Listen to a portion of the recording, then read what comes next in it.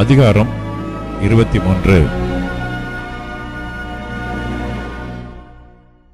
பிலேயாம் பாலாகை நோக்கி, நீர் இங்கே எனக்கு 7 பலிபீடங்களை கட்டி 7 காளைகளையும் 7 ஆட்டுக்கடாக்களையும் இங்கே எனக்கு ஆயத்தப்படுத்தும் என்றான். பிலேயாம் சொன்னபடியே பாலாக் செய்தான்.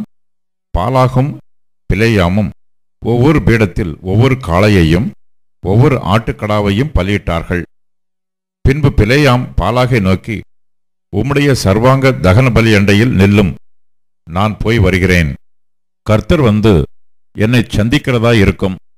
அவர் எனக்கு வெளிப்படுத்துவதை உமக்கு அறிவிப்பேன் என்று சொல்லி ஒரு மேட்டின் மேல் ஏறினான். தேவன் பிலேயாமை சந்தித்தார்.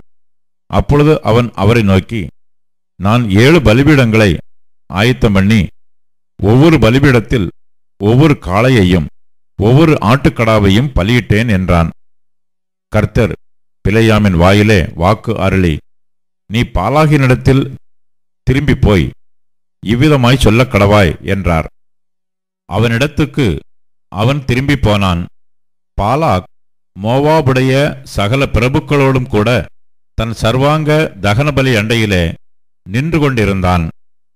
அப்பொழுது அவன் தன் வாக்கியத்தை எடுத்துரைத்து, மோவாபின் ராஜாவாகிய பாலாக் என்னை கிழக்கு மலைகளிலுள்ள ஆராமிலிருந்து வரவழைத்து, நீ வந்து எனக்காக யாக்கோபை சபிக்க வேண்டும், நீ வந்து இஸ்ரவேலை வெறுத்துவிட வேண்டும் என்று சொன்னான்.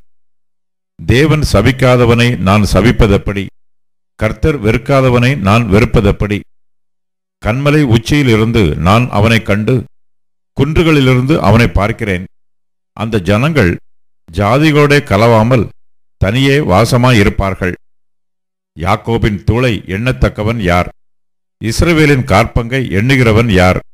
நீதிமான் மரிப்பது போல் நான் மரிப்பேனாக, என் முடிவு அவன் முடிவு போல் இருப்பதாக என்றான். அப்பொழுது பாலாக் பிலேயாமை நோக்கி, நீர் எனக்கு என்ன செய்தீர்? என் சத்துருக்களை சபிக்கும்படி உம்மை அழைப்பித்தேன். நீர் அவர்களை ஆசீர்வதிக்கவே ஆசீர்வதித்தீர் என்றான். அதற்கு அவன், கர்த்தர் என் வாயில் அருளினதையே சொல்வது என் கடமை அல்லவா என்றான்.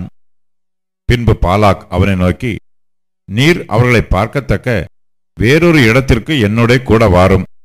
அங்கே அவர்கள் எல்லாரையும் பாராமல் அவர்களுடைய கடைசி பாளையத்தை மாத்திரம் பார்ப்பீர். அங்கே இருந்து எனக்காக அவர்களை சபிக்க வேண்டும் என்று சொல்லி அவனை பிஸ்காவின் கொடுமுடியில் இருக்கிற சோப்பீமின் வெளியிலே அழைத்து கொண்டு போய் 7 பலிபீடங்களை கட்டி ஒவ்வொரு பீடத்தில் ஒவ்வொரு காளையையும் ஒவ்வொரு ஆட்டுக்கடாவையும் பலியிட்டான். அப்பொழுது பிலேயாம் பாலாகை நோக்கி, இங்கே உம்முடைய சர்வாங்க தகன பலி அண்டையில் நில்லும், நான் அங்கே போய் கர்த்தரை சந்தித்து வருகிறேன் என்றான். கர்த்தர் பிலேயாமை சந்தித்து அவன் வாயிலே வசனத்தை அருளி, நீ பாலாகினிடத்திற்கு திரும்பி போய் இவ்விதமாய் சொல்லக் கடவாய் என்றார். அவனிடத்திற்கு அவன் வருகிறபோது அவன் மோவாபின் பிரபுக்களோடும் கூட தன்னுடைய சர்வாங்க தகன பலி அண்டையிலே நின்று கொண்டிருந்தான். பாலாக் அவனை நோக்கி, கர்த்தர் என்ன சொன்னார் என்று கேட்டான். அப்பொழுது அவன் தன் வாக்கியத்தை எடுத்துரைத்து, பாலாகே, எழுந்திருந்து கேளும். சிப்போரின் குமாரனே, எனக்கு செவிகொடும். பொய் சொல்ல தேவன் ஒரு மனிதன் அல்ல, மனம் மாற அவர் ஒரு மனுபுத்திரனும் அல்ல. அவர் சொல்லியும் செய்யாதிருப்பாரா? அவர் வசனித்தும் நிறைவேற்றாதிருப்பாரா?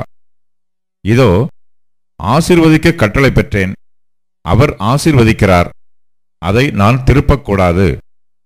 அவர் யாக்கோபிலே அக்கிரமத்தை காண்கிறதும் இல்லை, இஸ்ரவேலிலே குற்றம் பார்க்கிறதும் இல்லை. அவர்களுடைய தேவனாகிய கர்த்தர் அவர்களோட இருக்கிறார். ராஜாவின் ஜெய கம்பீரம் அவர்களுக்குள்ளே இருக்கிறது. தேவன் அவர்களை எகிப்திலிருந்து புறப்பட பண்ணினார். காண்டாமிருகத்து கொத்த பலன் அவர்களுக்கு உண்டு. யாக்கோபுக்கு விரோதமான மந்திரவாதம் இல்லை, இஸ்ரவேலுக்கு விரோதமான குறி சொல்லுதலும் இல்லை. தேவன் என்னென்ன செய்தார் என்று கொஞ்ச காலத்திலே யாக்கோபையும் இஸ்ரவேலையும் குறித்து சொல்லப்படும். அந்த ஜனம் துஷ்ட சிங்கம் போல எழும்பும், பாலசிங்கம் போல நிமிர்ந்து நிற்கும். அது தான் பிடித்த இரையை பட்சித்து வெட்டுண்டவர்களின் இரத்தத்தை குடிக்கும் மட்டும் படுத்துக் கொள்வதில்லை என்றான். அப்பொழுது பாலாக் பிலேயாமை நோக்கி, நீர் அவர்களை சபிக்கவும் வேண்டாம், அவர்களை ஆசீர்வதிக்கவும் வேண்டாம் என்றான். அதற்கு பிலேயாம் பாலாகை பார்த்து, கர்த்தர் சொல்லுகிறபடியெல்லாம் செய்வேன் என்று உம்மோடே நான் சொல்லவில்லையா என்றான். அப்பொழுது பாலாக் பிலேயாமை நோக்கி, வாரும், வேறொரு இடத்திற்கு உம்மை அழைத்து கொண்டு போகிறேன்.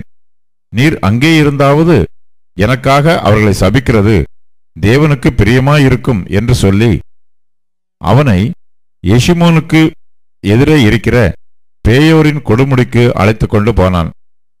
அப்பொழுது பிலேயாம் பாலாகை நோக்கி, இங்கே எனக்கு 7 பலிபீடங்களை கட்டி இங்கே எனக்கு 7 காளைகளையும் 7 ஆட்டுக்கடாக்களையும் ஆயத்தம் பண்ணும் என்றான்.